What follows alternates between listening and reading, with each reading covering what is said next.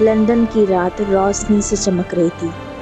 एक भव्य ऊंची इमारत के अंदर विजार्ड क्लब की सालाना पार्टी चल रही थी।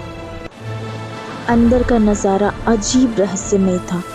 हर तरफ विचेस मौजूद थीं। कोई जादुई ट्रिक्स दिखा रहा था, कोई धीमा संगीत और नाच गाना चल रहा था।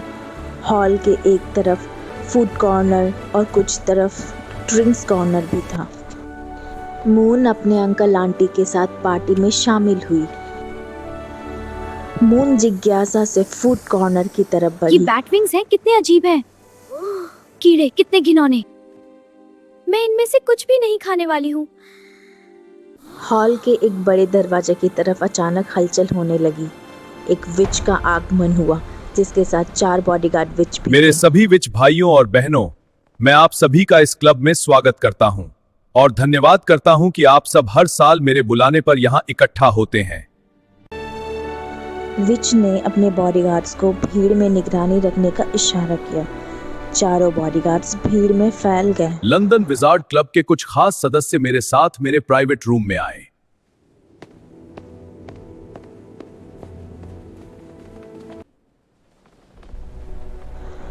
उस हेड विच के बुलाने पर मून के अंकल आंटी और कुछ 4-5 खास विचेस उसके पीछे जाने लगे। मून यह सब देख काफी हैरान थी।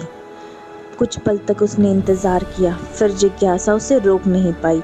वह चुपचाप प्राइवेट रूम ढूंढने निकल पड़ी। काफी ढूंढने के बाद आखिरकार उससे कमरे तक पहुंच गई। दरवाजे पर जालीदार पर्दा लगा हुआ था।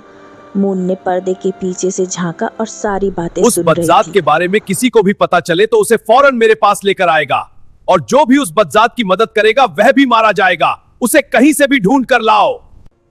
लेकिन चीफ, उसे तो खुद सुप्रीम ने विजार्ड दुनिया से बाहर निकाला था और यही सजा सुनाई थी। हम सबको उससे दूर रहने को कहा गया था। अगर सुप्रीम ने उसे सजा दे दी है तो हम उसे और क्या सजा दें? और अगर सुप्रीम को पता चला कि हम उनके फैसले के ऊपर जा रहे हैं तो वह हमें माफ नहीं करेंगे। ब्रैम की बातें सुनकर चीफ का चेहरा गुस्से से लाल हो गया था। सुप्रीम बहुत रहमदिल हैं। वे हर किसी के छल कपट को देख नहीं पाते। विजार्ड दुनिया की भलाई के लिए कुछ काम छिपकर भी करने पड़ते हैं ब्रैम। और भूलना मत, सुप्रीम तो कुछ ही सालों के लिए हैं। उनके बाद सुप्रीम की जगह मुझे ही लेनी है और जो भी मेरे खिलाफ जाएगा वह भी उस बदजात की तरह मौत को गले लगाएगा। नहीं नहीं चीफ, आपके खिलाफ जाने की हिम्मत किसी में नहीं है। हम तो आपके साथ हैं। ब्रैम तो बस सुप्रीम की बात बता रहे थे। हम दोनों आपके साथ ही हैं। है ना ब्रैम? रेबेला की बातों में ब्रैम को हामी भरते देख चीफ थोड़ा मुस्कुराया। मुझे पता है रेबेला, मैं तो बस याद दिला रहा था। सब सुनो, हम मिलकर इस खतरे का सामना करेंगे। हाँ चीफ, हम सब आपके साथ हैं। आप भरोसा रखें चीफ, मैं उस बदजात को खोज ही लूंगा। मुझे अपने मेंबर्स पर पूरा भरोसा है। यह मीटिंग अब समाप्त होती है। सबको बाहर निकलते देख मून थोड़ा घबरा गई।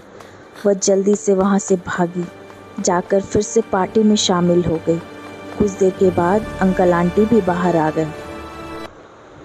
तुमने पार्टी एंजॉय की? हाँ, थोड़ा अजीब था लेकिन मैंने एंजॉय किया। मून, उसके अंकल ब्रैम और आंट रेबेला तीनों टैक्सी में बैठकर होटल की तरफ निकल पड़े। टैक्सी में माहौल थोड़ा खामोश था। अंकल आंटी भी किसी गहरी सोच में परेशान लग रहे थे और मून के मन में कई सवाल घूम रहे थे। वह बदजात कौन है? चीफ कौन है? वह सबको धमका क्यों रहा है? उस बदजात ने ऐसा क्या किया कि उसे विजार्ड दुनिया से निकाल दिया गया? और सुप्रीम कौन है? रात और भी गहरी होती जा रही थी, लेकिन मून के मन में सवाल उठे और भी ज़्यादा गहरे होते जा रहे थे। अब उसे धीरे धीरे समझ में आने लगा कि विजार्ड दुनिया उसकी कल्पना से कई ज़्यादा बड़ी और रहस्यमयी है। वह जितना इस दुनिया को जानती थी, असल में यह दुनिया उससे कई विशाल और अनजानी थी।